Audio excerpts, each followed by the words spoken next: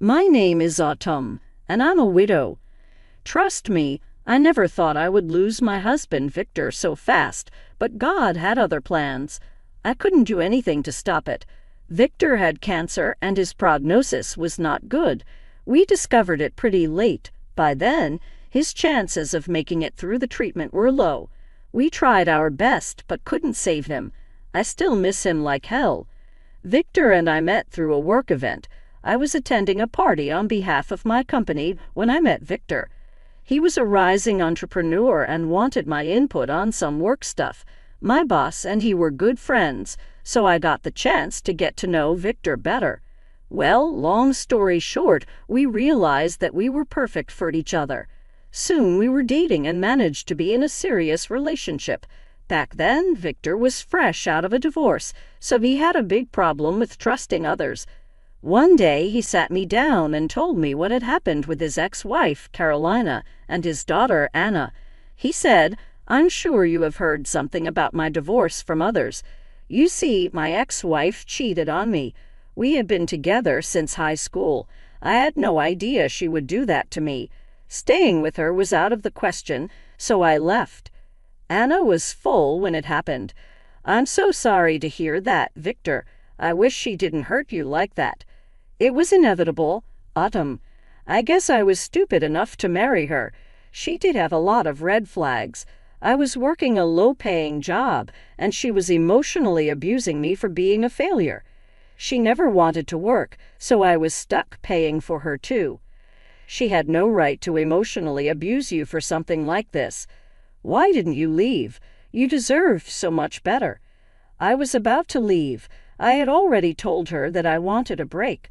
A week later, she said she was pregnant. I thought I should marry her and give my child a wholesome life. I was ready to stay in the marriage for Anna, but the cheating did it for me. Victor decided to end his marriage when he discovered the cheating. Carolina was unapologetic about it. She thought he would never leave her, but Victor did divorce her. Carolina still wasn't done with him. I tried to get custody of Anna back then, but the judge didn't allow it. I tried my best, but I was stuck in a bad job and didn't have much money for a good lawyer. I had to give Carolina alimony and child support. I did it for my kid. But I later learned that Carolina was spending the entire month herself. By the end of the month, she was back asking for more. Oh my God, poor Anna. How could she do this to her child? You don't know her, Autumn. Carolina is a vow woman. When Anna was 10, she told me that Carolina was never spending much money on her. Hell, I discovered this when she called me begging for school supplies. At that point, I knew I had to be better for my child. That's why I started this business. Yes, Victor did everything for Anna. He worked hard and set up his business so that Anna gets a better life. After becoming successful in his work, Victor was able to file for custody. However, the custody was split 50-50, and Victor still had to pay lots of child support for Anna. He knew that if the payment stopped, Anna would face the consequences, so he never protested. Over the years that I dated Victor, Carolina's character became pretty clear to me. Anna grew very close to me, while her mother couldn't even stand the sight of me. When Victor and I got engaged, we had to invite her to the engagement party out of courtesy. She made a huge scene when she came. She simply walked up to me and said, "Don't think you've won just because you're marrying Victor. If you hadn't come into his life, Victor would be back with me. You are a home wrecker and don't have shame breaking up a family. You are the home wrecker, Carolina. Don't act like you didn't cheat on Victor. You mean nothing to him now. If you think that, you are wrong. I am the mother of his child. I can still take half of his assets for Anna. You won't be the only one enjoying his money, I can assure you that." Yes, this woman was delusional. I didn't know why she used her daughter to extract money from Victor. Anna was a sweet child and didn't deserve such a vile mother. From my conversations with Anna, I could tell that she didn't like her mother as much. I wasn't surprised, since Anna was used as a puppet by her mom. I hated Carolina for what she had done to Victor and Anna. However, the entitled woman was not done surprising me. Carolina was so controlling that she kept Anna from seeing her father. She would constantly demand money from Victor under the guise of meeting Anna's needs. Victor didn't want a conflict, so we gave Carolina the money to keep her from abusing Anna. I could tell that Carolina had planned everything out very carefully. However, her future would not be very bright. I made sure of it when I discovered her true intentions. Victor was diagnosed with cancer just 3 years after we got married. It was a painful time for the entire family. There was only one person who didn't give a damn about Victor, and it was Carolina. She was busy asking Victor for information on Anna's inheritance. She believed that as Anna's mother, she should get half of his inheritance. Yes, that's exactly what she wanted from Victor when he was dying. She said, "I want to know everything about what you are leaving to Anna. Since I'll be managing her estate on her behalf, I need to know everything. Will you stop talking about inheritance? Victor is still pretty much alive. How insensitive can you be? Look, this is not about you. I had Anna's best interests and want to make sure Victor doesn't leave you everything. I'm here for my child, who he fathered. You are here for yourself, Carolina. You don't have to pretend otherwise. Don't worry, I will leave half of my inheritance to Anna." What Victor never told her was that he had his plan for Anna. I later learned from his lawyer that he made me the manager of Anna's estate until she turned 21. After that, she would have full control over her share. This man thought about everything, even when he was dying. His top priority was his family, and that is why I know I will never find someone like him again. Before he died, Victor told me a secret.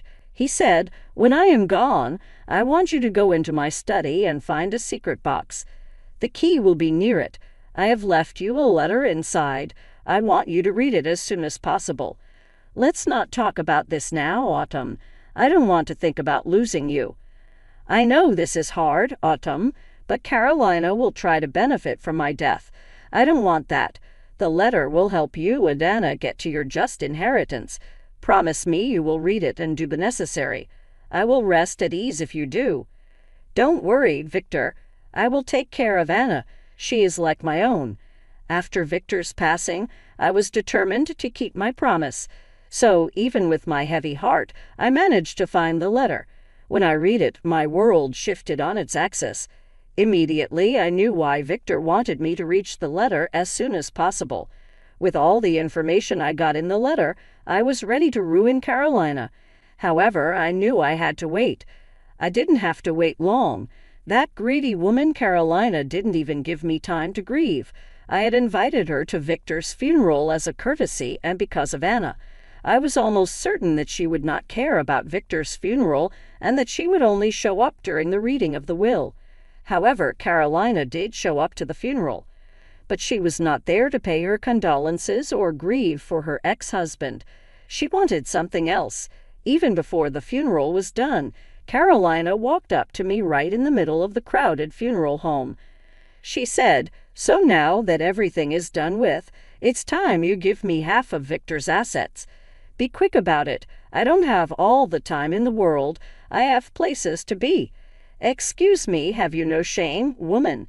The funeral isn't even over yet, and what the hell are you even talking about? Why should I hand over half of Victor's assets to you? Well, I am Anna's mother, so I should get her share of the inheritance. Victor promised me half of his property before he died, so you better hurry up and give it to me. Those assets belong to Anna and not you. Why in the world would I give you anything? Because I am Anna's mother. Don't try to be smart, Autumn. You cannot cheat me out of my share. Mom, stop it. Dad's funeral isn't even over yet. Have some respect for his memory. Why are you doing this? Don't tell me what to do, Anna. This woman is going to cheat you out of your fair share and mine. I'm here to make sure I get half of Victor's assets, that I can safely keep them for you, Autumn. You need to hand over the paperwork for my shares. My time is precious. Carolina, you have no shame. You have some nerve walking up to me and demanding my late husband's assets. You are just an ex-wife and don't deserve anything. I might be an ex-wife. I'm still the mother of his child. Technically, you are the one who shouldn't get anything since he never had children with you. Give me my share now, Autumn. Only Anna deserves to have half of Victor's shares, Carolina. Why should I give it to you? I am her mother, and she is a minor. Naturally, I will take over her inheritance and manage it. So they are my assets now. Now get working before I call a lawyer and sue you. By then, I was fuming. Everyone around me looked extremely uncomfortable. They were even eyeing Carolina skeptically. Poor Anna was still crying and didn't have the energy to stop her mom, so I took matters into my own hands. It was time, and I knew it. So I said, "Since you already made a spectacle of Victor's funeral, I have no intention of saving your face. Everyone already knows exactly what type of woman you are. But this time I will make things even clearer for everyone." "What do you mean? Don't you dare go making up lies about me. I won't tolerate it." "There are no lies, Carolina. Victor left me a letter before he died. It contained a lot of information about you along with proof. Why don't I just read it to everyone? Then we can all decide if you deserve his property." "All right. Go ahead. I have nothing to be scared of. Your empty threats won't keep me from my and Anna's inheritance." So I took out a huge envelope from my bag. It did contain everything that I needed to destroy Carolina. To be honest, I didn't have the heart to hurt and humiliate Anna, but I took her permission beforehand, so she was prepared for what I was about to do. In front of everyone, I opened the letter and started to read. "Dear Autumn, if you have found this letter, I have already passed away. I don't know if this letter will come as a consolation or become another bad memory of my passing. All I know is that you are hurt and need some support right now. To be honest, I almost didn't write this letter. Something about letting sleeping dogs lie. But I know Carolina will become a problem for you once I am gone. I wish I could help you right now, but this letter is all I can give. Carolina had been my first love. I thought I would spend the rest of my life with her. Maybe it was my fault that I trusted her. Maybe it was her fault for breaking my trust. You know why my marriage broke down. Everyone knows me. They know exactly how her cheating affected me. There was one thing that people never knew, hell, even I didn't know until a few years ago. I took a paternity test on Anna, my daughter who takes her rightful place in my heart along with you. It broke me, Autumn. She is not my own. I had no idea. It doesn't change anything, though. She is still very much mine. Nothing will ever change that. Anna is my daughter, but somewhere deep inside my heart, I am broken. Carolina tricked me into believing Anna is mine. I never would have suspected otherwise. I didn't know she cheated on me for way longer. Now I have the truth. Carolina will use Anna to get my property. I know that.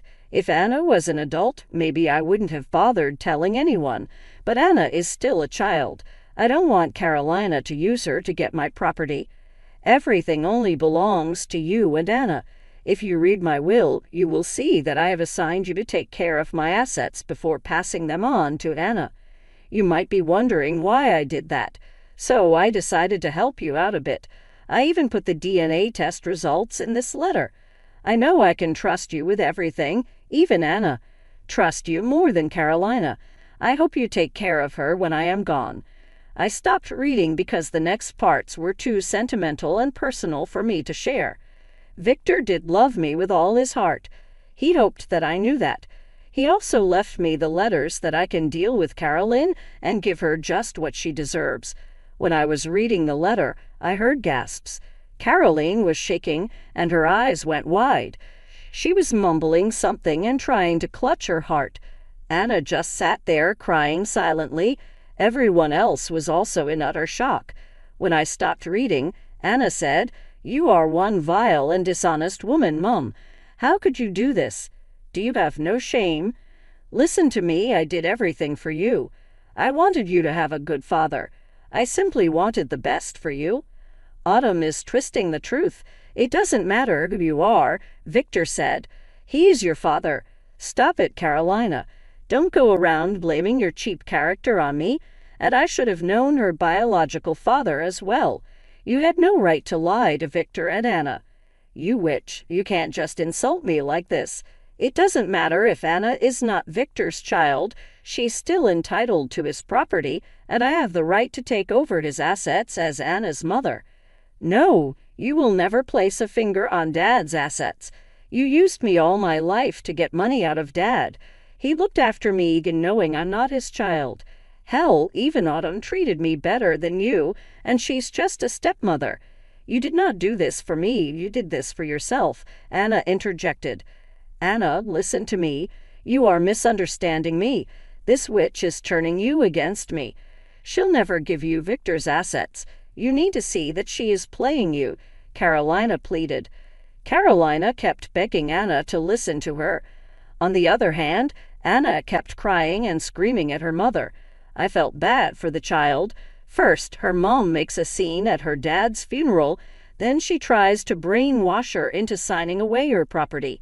It was a show. Everyone in the room was disgusted with Carolina.